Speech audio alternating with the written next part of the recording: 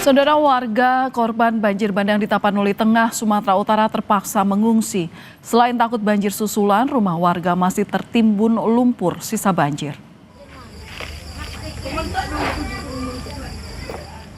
Warga Kelurahan Hutana Bolon, Kecamatan Tuka, Tapanuli Tengah, Sumatera Utara masih bertahan di pengungsian. Warga berharap pemerintah dapat segera memperbaiki tanggul sungai yang jebol. Banjir yang semalam kayak seperti tanggal 25 November lah besar airnya. Lebih besar lagi yang sekarang ini. Itu seperti apa? Bisa Ibu gambarkan? Karena tadi pagi kita melihat rumah, menggambarkan nggak bisa gitu loh. Kondisi rumah Ibu sekarang seperti apa?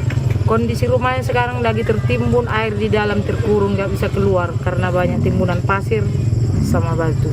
Itu airnya gimana Bu? Karena apa? Karena tanggulnya Karena jebol? tanggulan jebol dari atas, rumah kita terbenam gitu.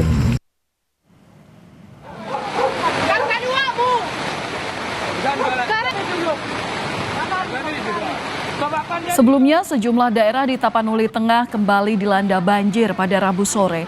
Arus deras langsung menghantam permukiman warga di Kecamatan Tuka yang sebelumnya dilanda banjir dan longsor. Pembangunan tanggul darurat tidak mampu menampung aliran air sehingga merendam permukiman warga.